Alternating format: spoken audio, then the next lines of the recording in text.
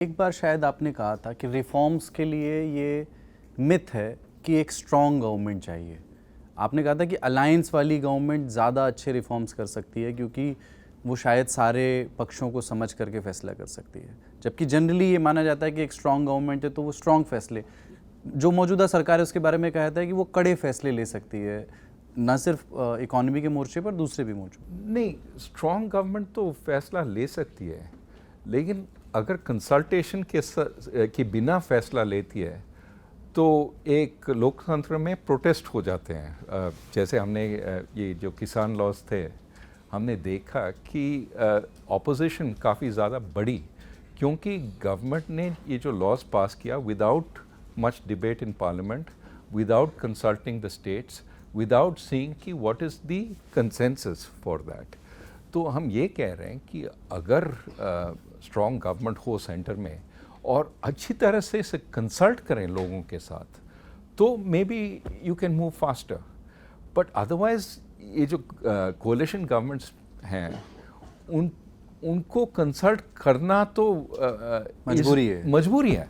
तो they have to consult, they can't pass laws without consultation, and that makes it more approved by the masses. May be slower, लेकिन ये जो support है, समर्थन है broad public में, वो ज़्यादा है। वो एक कहावत है ना कि I like my coffee strong and my government weak. आप उसमें बिलीव करते हैं? नहीं, वीक गवर्नमेंट में बिलीव नहीं करता हूँ। अलायंस वाली गवर्नमेंट, स्ट्रॉन्ग गवर्नमेंट में बिलीव करता हूँ, like strong government which is democratic and consults, ठीक है, which believes in the power of democracy. उदाहरण के तौर पर ना, आप हमें किताब में ये उदाहरण देते हैं कि अगर आप देखें कि बहुत सारी चीज़ों में सरकार ने बहुत अच्छा किया है। आप देखें अगर जैसे कि इंफ्रास्ट्रक्चर बिल्डअप करना, पोर्ट्स बनाना, सड़कें बनाना, लास्ट 8-10 सालों में बहुत अच्छा काम हुआ है। या फिर डिजिटल इंडिया को प्रमोट करना, या फिर जीएसटी को लाना, चाहे जिस भी तरीके में लाया हो। बट आप एक बहुत इंटरेस्टिंग, जो रघु बात करें ना कंसेंसस बिल्डिंग की, आप एक बहुत इंटरेस्टिंग एक प्रॉपर्टी देखेंगे।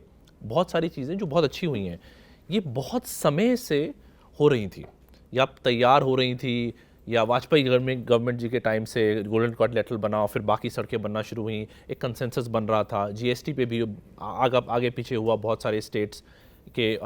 लेकिन जो जो आप बोल रहे हैं ना, जो स्ट्रॉन्ग सरकार का जो एक होता है, जो स्ट्रॉन्ग सरकार के गार्व में डिसीजन लिए जाते हैं कभी कभी, जो नए डिसीजन थे, जो पहले से नहीं डिस्कस हो रहे थे, कंसेंसस नहीं बना था।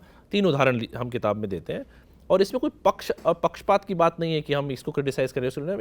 एक उदाहरण देने की, इम्प्लीमेंटेशन कभी कभी अच्छी होती है अगर आप स्ट्रॉन्ग गवर्नमेंट हो, जब कंसेंसस बिल्डअप हो चुका है।